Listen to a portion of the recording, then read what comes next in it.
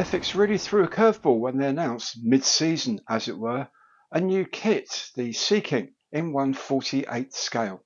You've already seen on my channel what you get inside the box for your money. Now we'll see how to put it together right here on Gary's Stuff.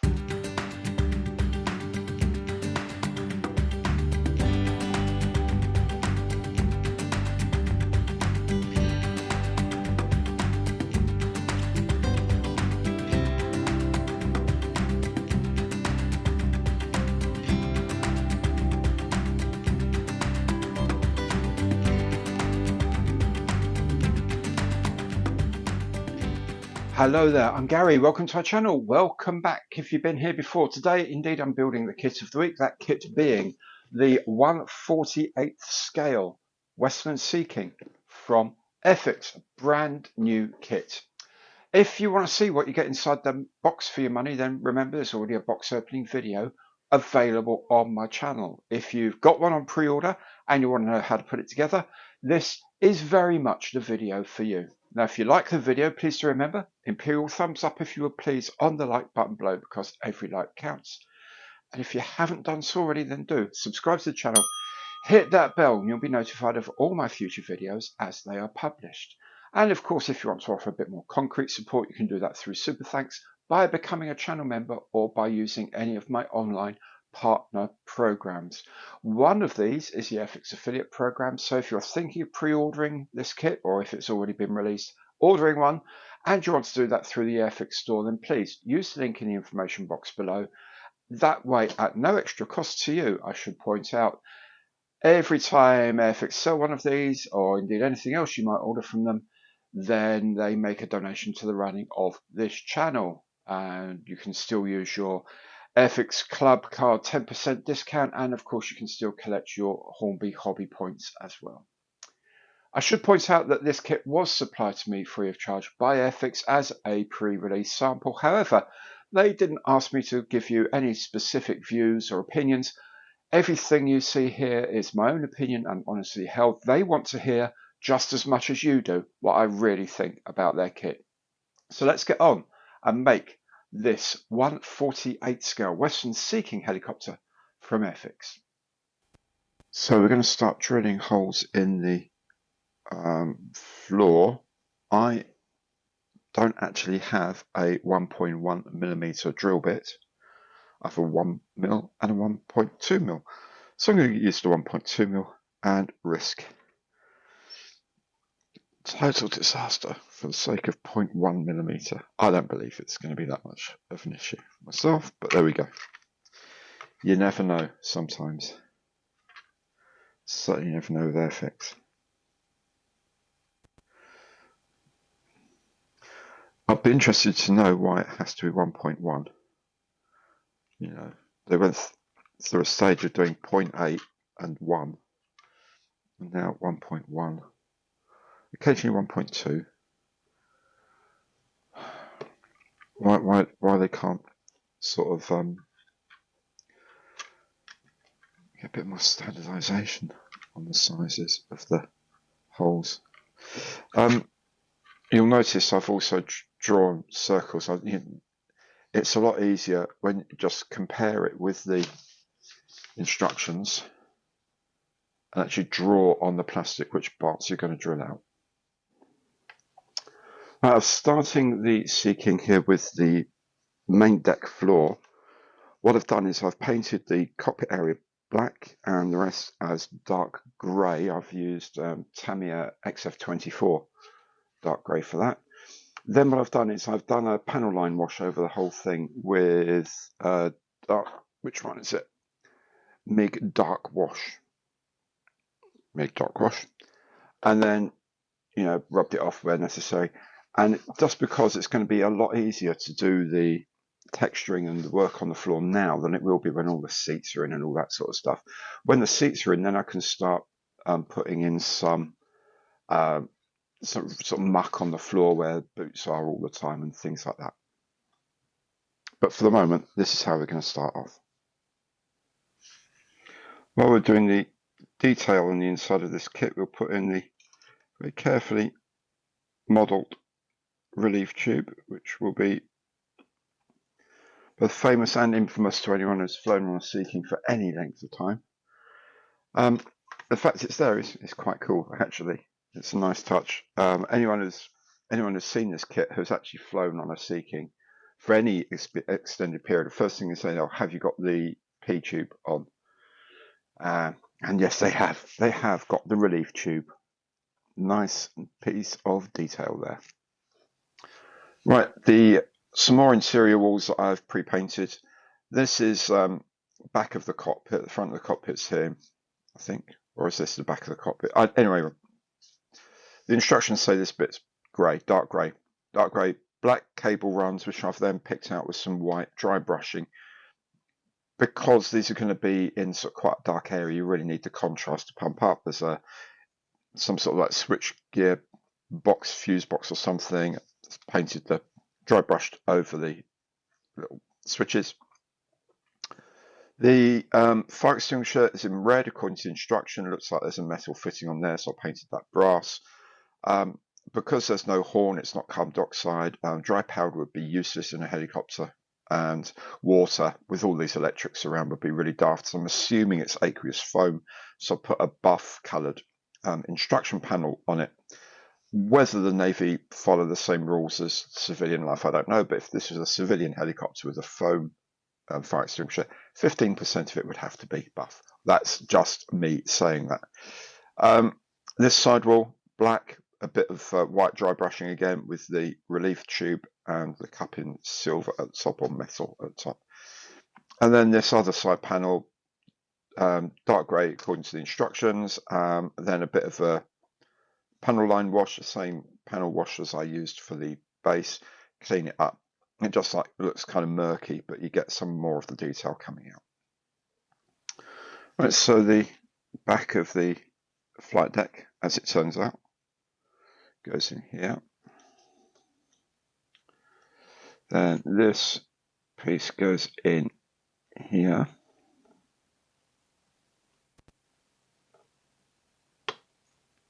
So, and this other wall goes in here. So they go together like this, and we just pull them all together and glue it up. And there's an entryway step that goes here in this.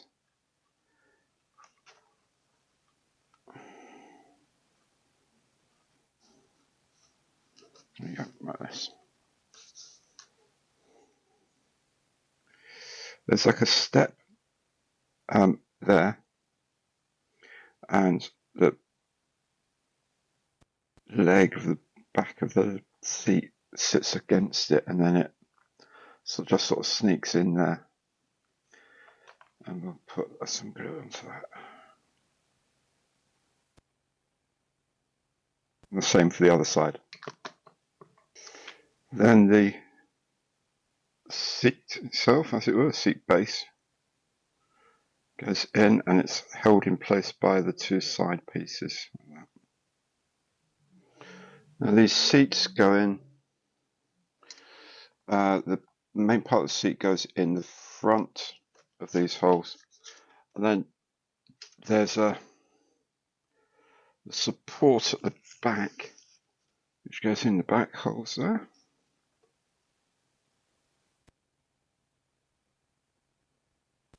And then it sort of leans forward to catch a slot in the back of the seat, like so. And these inserts go into the seats, and I've pre-painted these in a sort of a dull flat orange.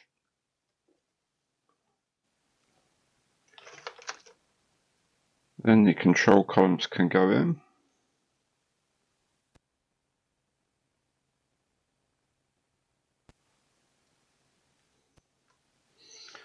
This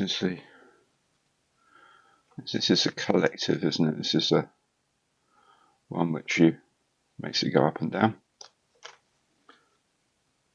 And this is, I think, the cyclic that actually gives you sort of roll and pitch control. I think it's anyway, this is definitely roll and pitch control. That is definitely up and down power, engine power, and the collective pitch, which determines the lift essentially of the rotor. and this one tilts the rotor into the direction you want to go in. And then you've got rudder pedals as well. Rudder pedals need to go in next. The rudder pedals go into these gaps here. And all this such can touch up with some black paint in a little bit.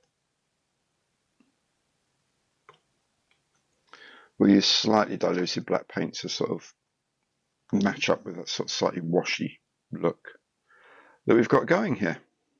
We're going to start making the center console now. This part, this side of it, is fairly straightforward. It just clips in like so. You can see that there's this sort of attachment at the bottom of the shelf there. That keeps it all in place. On the other side of the wall is two pieces. So the first piece is here, slots in like so into this base, and then that can be glued in position. Then this final piece can slot in like so, and again the bracket here goes underneath the shelf. Now the back of this central console here has this very large, I assume, ejector pin, which needs to be cut off. You don't have to sand it down. It's just that with that pin in place, it won't fit into here. So then we put the into place. He said confidently. There we go. Fits in there. There we go. Just fits in like that. And then we just make sure we glue that in place and then go around touching up all the paintwork. Now on this instrument panel, there's a lot of switches and things like that which need to be highlighted. I'm just going to do a dry brushing. There is a decal for this. It is essentially white apart from that that little screen, which is black. So you might as well drop a bit of black into that screen and then just dry brush everything else white, because that's all that the decal is going to do for you. You also get a bit of shading around some of these other parts. There we go. The center console actually looks pretty snazzy. Pretty sure it should have some colour in it though. Maybe I need to look that up. 2, 3. So this is what I've ended up with.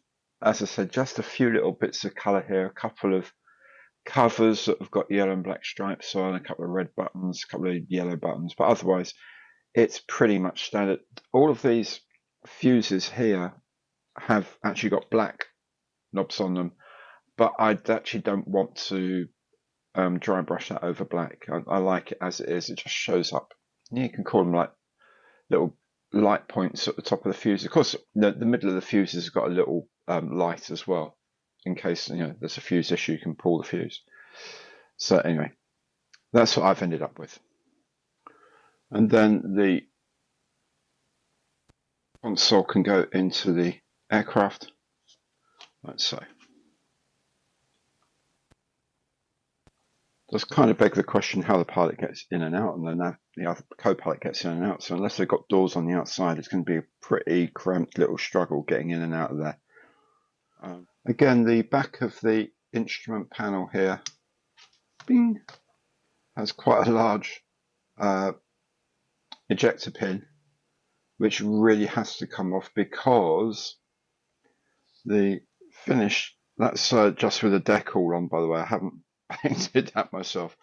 That's just with a decal. It then sits into the coaming for the front of the fuselage, sorry, front of the cockpit. Yeah, kind of sits into the coaming here. There we go. Looks fantastic.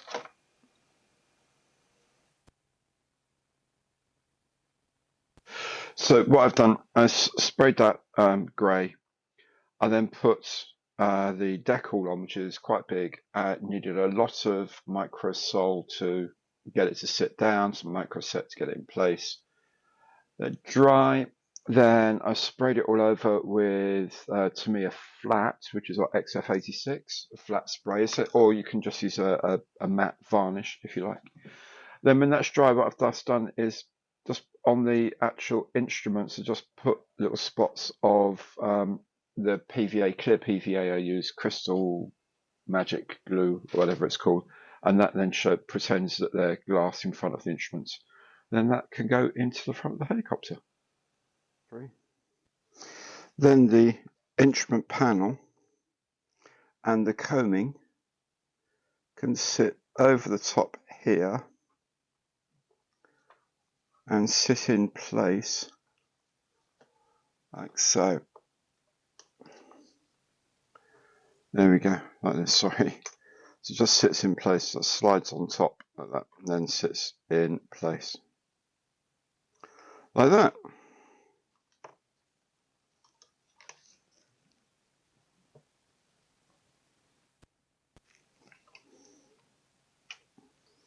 See, it has these little notches in the supports it has to sit up against.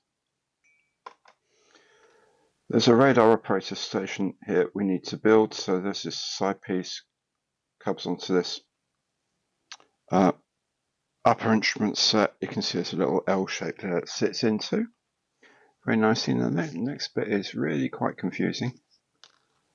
These two pieces kind of slide together like so. It's like one of those like puzzles you had when you were a kid, and sort of Christmas cracker or something like that, you know, some sort of little gift thing. Lots of little sliding wood bits and pieces to confuse you. Then there's this sort of U-shaped or horseshoe-shaped piece goes in here. The corresponding half goes on here. Oh, and there's one more piece which fills in this piece here, like so. And there is a decal that goes on here if you want the radar switched on. There's a sweep arm tracer, otherwise it's a blank screen. But we will let that dry, paint it all up, and then brush all the detail into it as usual. Okay, so the radar station, sorry, I haven't put the radar decal in just yet. I'll do that in a moment. So the station goes there, and then there's a chair.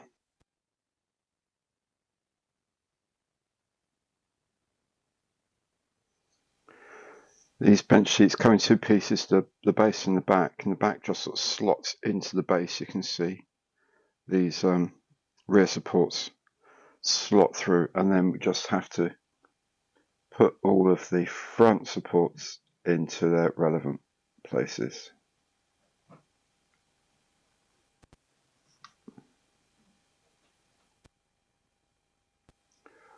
Then the row of seats just sort of sits into the holes in the floor. You just have to line them all up. Okay. There's just a couple of bits extra in the cabin. There's this, I don't know, it's a flare chute or something like that. Some sort of storage. Of course, I put the orange seat in here. The main seats for the passengers are in now. That's pretty much it. Now, this is the sort of inner shell of the cabin. It's not the outer shell of the aircraft, it's the inner shell of the cabin. You do on all schemes, you have to take this segment out here. This is pre-cut. This one you have to remove yourself. Now, because it's on all four schemes, it's pretty clear that in the future there's going to be a version that doesn't need that. So those are the sort of little clues you can look at on a frame of parts to see whether there is going to be a future release, other than it's very obvious AIRFIX way of doing things, obviously. And this is the only kind of fit issue I've really encountered before. I don't know if it's an issue or not. We'll find out later. There's this sort of dividing wall here. Now, this part of the shell, there's a little notch it sits up against, which is fine. This part of the shell sits snug against a line on the inside of this wall. And no matter what I do, I can't get these gaps to close here. That peg is stopping this coming this way, and the wall is stopping this coming this way. Squeezing as hard as I can. That's as good as I can get. So I'm hoping that's good enough. We'll find out later. 3. There are a couple of panels that go into the sides to help block off even more of the view you might have had of what you've just done in there. Remember, I think it was on the Wellington kit. There are things they put in there that say, do you know what? These can go in if you want, but they're not structural, and frankly, when this thing's closed up, you really are pretty unlikely to be able to see it. So, you know, you might not want to bother. It'd be interesting to see at the end of this build quite how much of the inside of this blasted aircraft I can see, because already on this side, we're now down to the entrance and one window. So that's like the entrance and one window. So this window and this window are blocked off. So all you can see is what you can see through the entrance and the window. And that's not a lot. You can't, can we? Oh no, we can see this window, we can't see it. So we can see the radar operator station, but not here and not here. Okay. Oh, we've got a big door on this side, so that's good. That'd be useful. This one's going to get blocked off as well, though. You have to remember to put in this part. I think it's G20. Yeah, G20. This part fits in and fills up this hole here. You do have to remember to do that. Otherwise, it'd just be a gaping hole here. I'm going to start on these exhausts for the engines, the gnome engines. There's a 2-part piece that starts the assembly off. Like so. The rest of the exhaust sits on like that, so it essentially turns a right angle. When the exhausts are complete, I can go onto this frame here. This completed piece goes into this slot here, but you don't glue it, okay? Don't glue that in yet.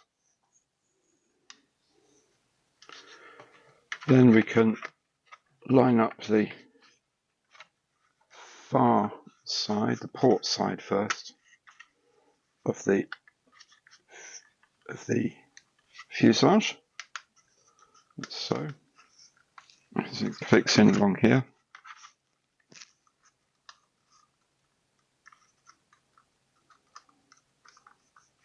And this just allows you to sort of move it around so it fits properly. There is another piece that needs to go in, and it has to go in here somewhere. So,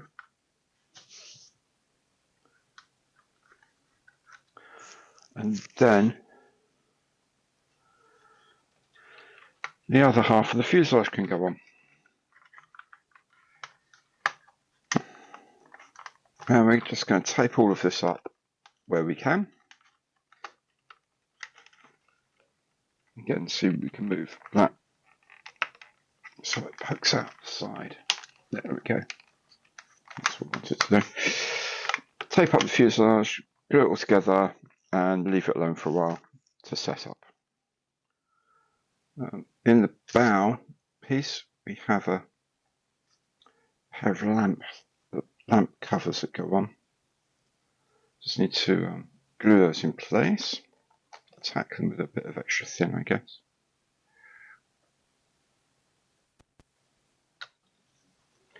And then just paint some chrome onto the back, acts as a reflector. Then the bow piece goes onto the front of the hull. So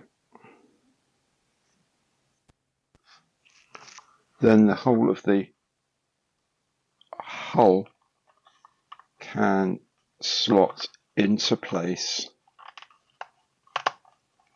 against the lower fuselage, like so. And the final thing for the hull is to put in this filler. This is where the bunking sonar would normally be extended from, but as this is an air-sea rescue plane, not an anti-submarine plane, aircraft I should say, this hole is filled in. It's beginning to look like a Sea King now. Now at the top plate of the engine and transmission compartment can slot easily in. Ha ha ha.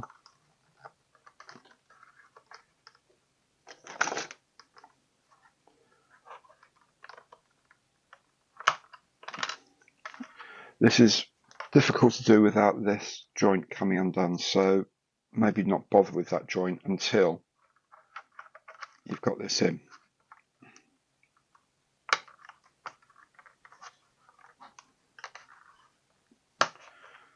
And when this is sitting in, then you can just cinch up all these joints around here.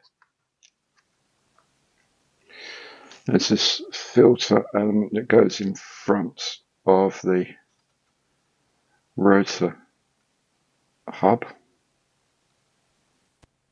So then there's this plate which goes on this inlet splitter here.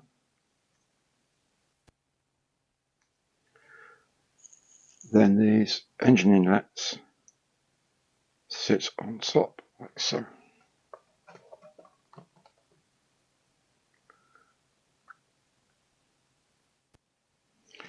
And they sit at the front of the engine area like so.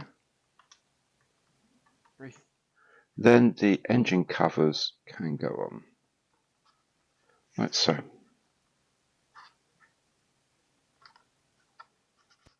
Then there's a cover over the exhausts that fits in as well.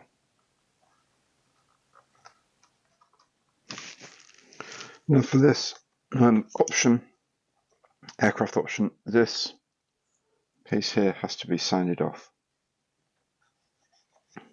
The radome just sits on top of this fairing, and then the fairing connects up to the back of the shaft that comes out towards the tail rotor. It's the tail rotor shaft feed, as it were. Then the tail rotor cover, tail rotor shaft cover, the spine, as it were, goes on along the tail. And then there's a large sort of aerial or something that's supposed to fit along here. I'm going to leave that off until I've painted, because there's the paint line for the red comes right down through here, which is halfway along there. So I'll put that on after I've finished the painting of the body. On this sort of nose piece here, I've had to drill a 1mm hole here, and also there was like a sensor or something here. It has to be sanded off. It was really tiny, but you know, in the sake of trying to get it right, I've done them. Then the nose piece fits into this gap like so.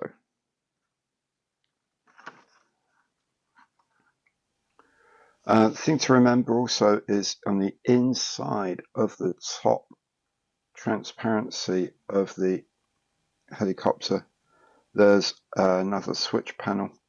I think it's actually basically engine controls of the throttles and stuff. I'll put a couple of red lights there, because I'm guessing they're going to be fire lights, the extinguishers if there's a fire, stuff like that. Anyway, I just put some colours on there to look pretty.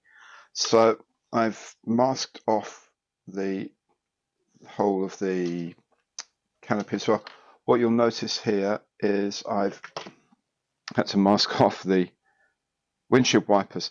Now the set does come with this transparent part without the windscreen wipers on it as well, just in case you're buying it in the days of photo etch being available to replace these. If you're not, then you're going to have to either mask them out and hand paint them, or mask the windows around them and paint them in. And then with plenty of the old crystal magic in place, the canopy, main canopy, can go in. And you know what? It's a lovely fit. These are 3 parts, the 2 sides and then this central part, and they fit so nicely. I'm really, really happy with that. While the transparent parts of the fuselage are setting up, I am going to make a start on the tail. I'm doing a folded tail. So this piece is going to stay separate, and also makes it easier to paint, really, frankly. So let's dribble a bit of the old extra thin down there. There's also a piece that fits in here, like a filter of some sort. There you go. Probably cooling the transfer box or something like that, I don't know. Or maybe there's some electronics in there, I don't know about. The mechanism, the hinge and all that sits in here. It's one thing to remember when you're putting these 2 halves. If you've got the tail open, there's a tab just here. You just need to nip it's on this part. Just nip the end off, then these parts will all sit flat and then everything looks wonderful. The tail rotor hub sits in here.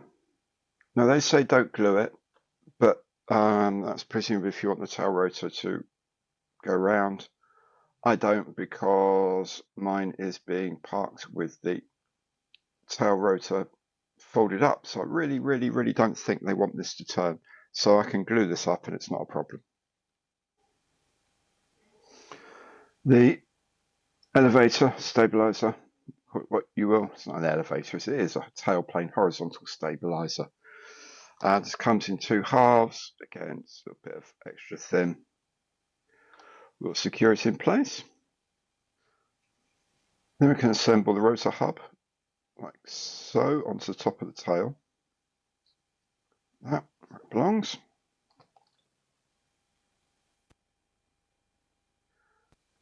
And the slightly more robust fitment here of the tailplane horizontal stabilizer, if you will.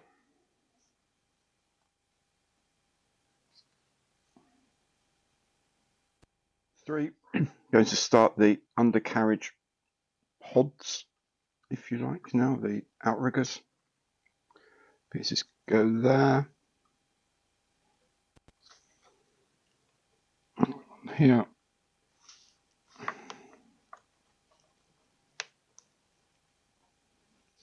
And another one on the other side.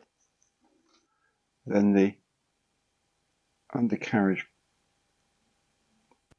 box, as it were, the wheel well, sits inside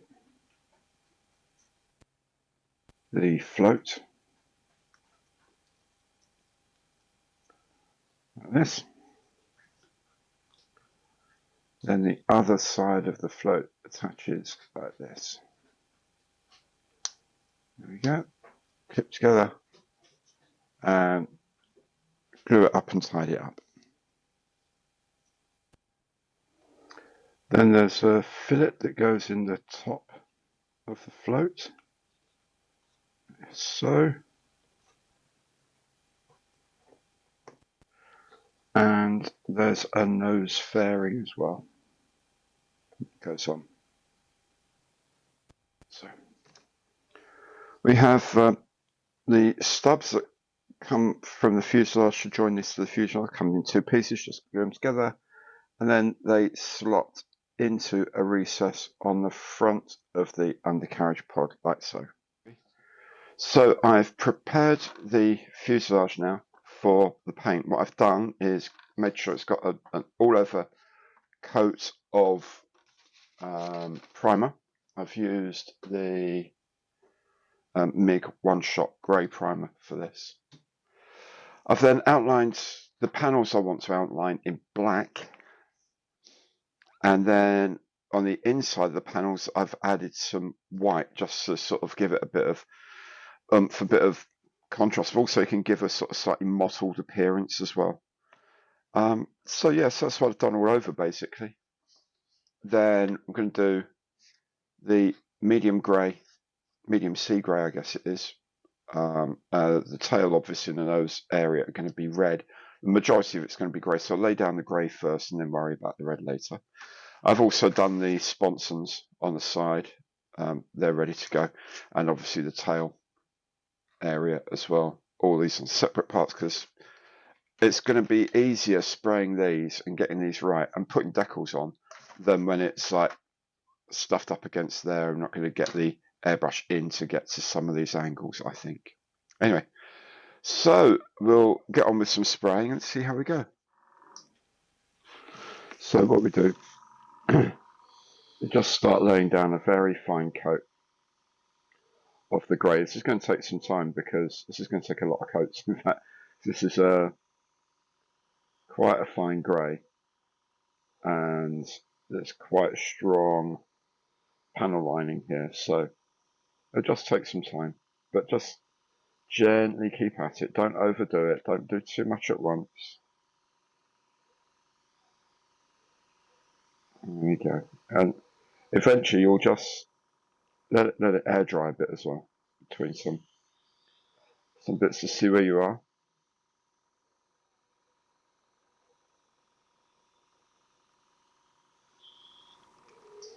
And just keep working at it until you've got the required amounts of shading on your kit. And with the grey masked off, we can attend to the red.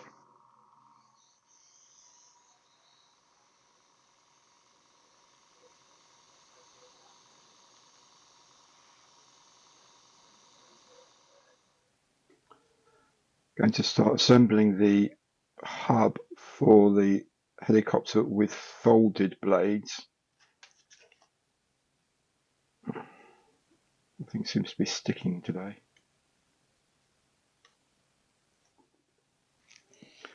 Then there's this link that has to go between this sort of notch here and on this peg here. Yes, it is very small. Yes, there are 5 of them. And yes, this is why I don't normally like helicopters.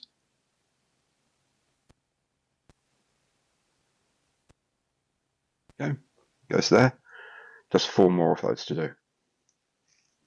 This plate sits on top of the main rotor axle, like this. Then the hub sits on top of the axle. So, and you can see there's some alignment sort of crenellations, I suppose you call little things like that. They fit together so it sits at the right height and it's aligned correctly for the next few bits. This cap piece fits on top of the hub like so. Then finally we've got 5 of these linkages that go onto that bottom plate and then onto the side of the blade root like this.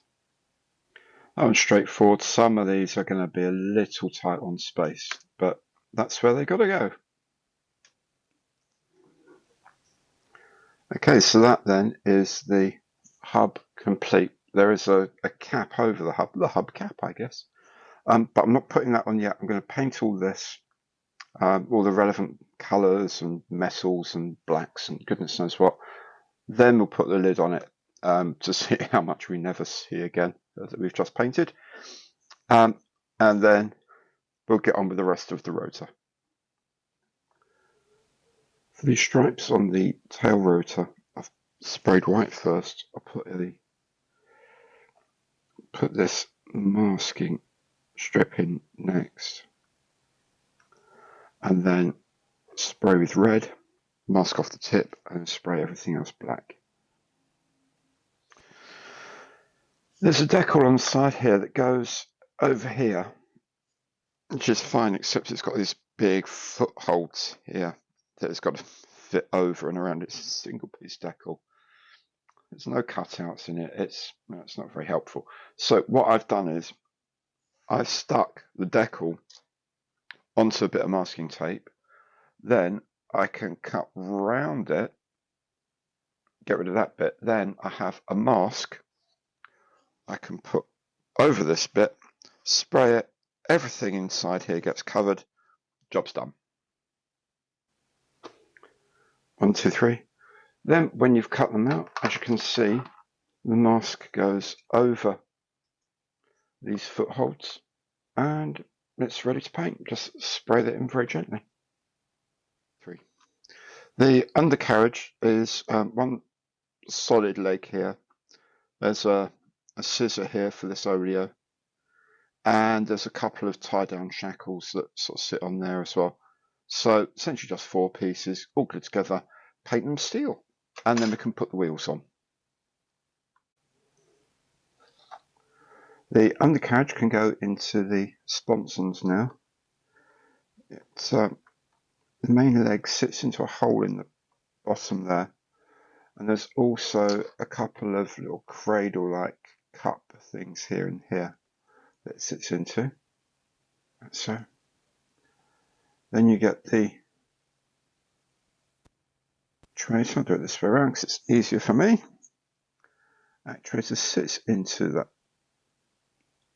cup there and just connects. Here, there's 2 points here and at the base there to keep it steady. So we've got the hub, and I'm going to stop putting the rotors on. Each rotor slots against the hub like so. Okay, and then sits out there, and I'm going to do them one by one. Glue them up, put them on one by one. The yellow one is going on the starboard outer position there. The rest are all the same, the grey ones. Okay, so I'll just start gluing these together. And I'm going to put the sponsons on now. So they sit in here, and note they won't actually go all the way in, that's intentional. Then the brace goes from the fuselage here to the inside edge of the sponson. A pair of tweezers for this. There we go. Put that in there.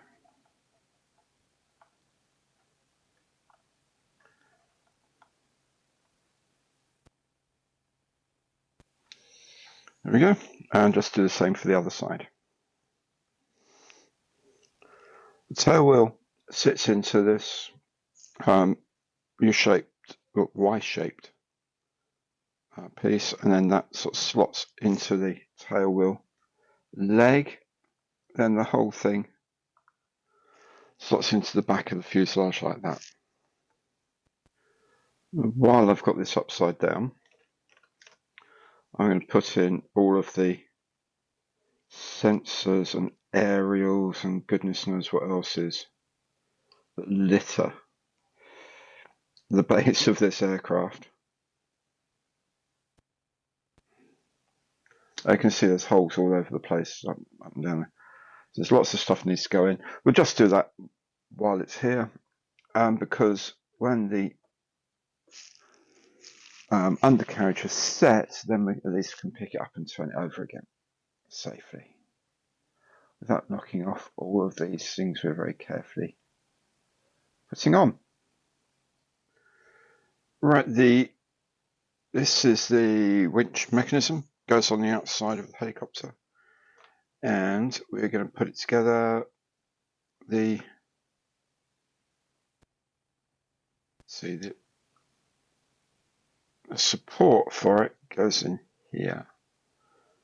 So let's build that up first. Like that. There we go. Goes in there. It's one at each end.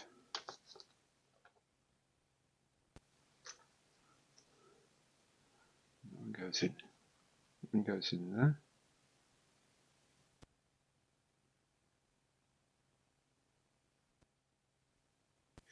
But that's sort of done, then it can go on the side of the helicopter.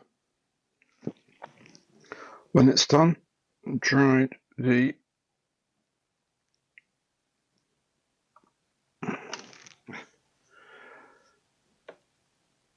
winch goes in here and on there and on there and in there and kind of like that. Getting very close to the end now, and we're going to start taking off these masks from the canopy that we made. Of course, if you're watching this a few months down the line, these will be nice pre-cut masks. There's probably even done inside mask as well. But we haven't got one of those, we have to make this by hand.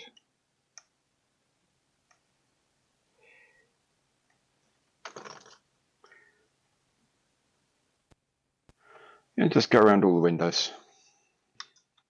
And then finally, the folded main rotor blades can go on.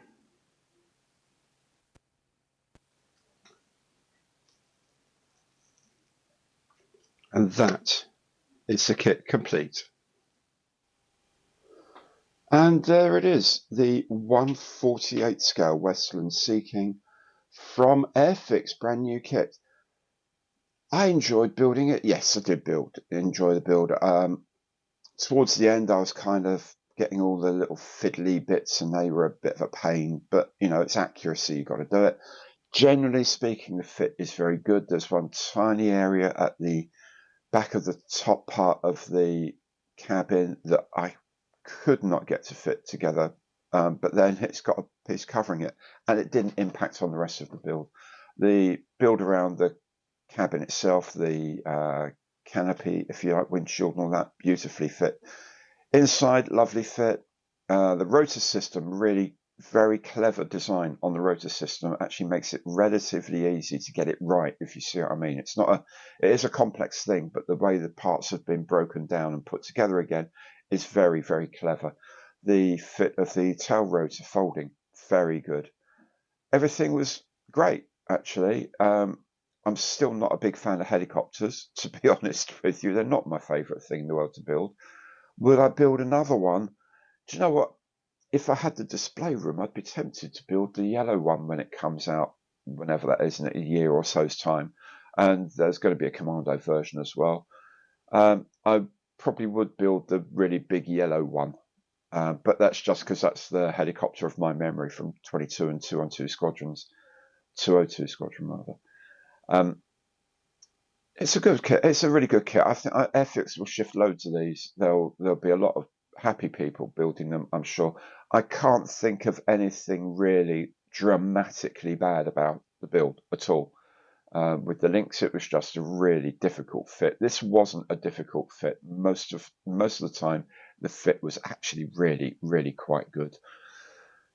Yeah, some of the decals felt a little bit on the flimsy side to me. I'm told that they're exactly the same spec as all the other ones. I just felt that the really big Royal Navy Rescue one on the tail was, in particular, was tricky to get. It just felt like a lot flimsier than AIRFIX ones normally tend to be, just that little bit thicker. But I mean, I'm obviously wrong because they say it's exactly the same. The ones around the engine exhausts on the starboard side, great. On the port side, that's just going to have a lot of problems getting that to fit properly around this sort of big bulge of whatever it is. I don't know, some bit of gearing or something. Likewise, just behind the Sponsons supports, the struts there's some markings there, I guess, to cover the footholds. They don't cover they cover the footholds, they don't merge with the footholds, and that's a bit finished. So I painted all of those myself, but it was very easy to do that. Yeah, other than that, do you know what? It was quite enjoyable. Yeah, I think they'll shift loads of these, absolutely loads of them. It's a nice kit to build, and I have to say, very, very well designed. There it is then. I think it's good. I think they'll sell loads of these. I think it is one for the more experienced model maker for certain. But yeah, it was fun. I enjoyed it. A couple of fit issues that were easy enough to deal with. One that just gets hidden, basically. Other than that, it's just a long process, but ultimately a rewarding one. So yeah, if you're thinking about it and you're not quite sure, I'd say if you feel up to making it, then definitely get hold of one because you'll enjoy it. Okay, well, if you enjoyed the show at least, then please do remember Imperial thumbs up on the like button below because every like counts. And if you haven't done so yet, please do subscribe to the channel, hit that bell, and you'll be notified of all my future releases as they become available. Thank you so very much for watching. I hope to see you again soon. Take good care now. Goodbye.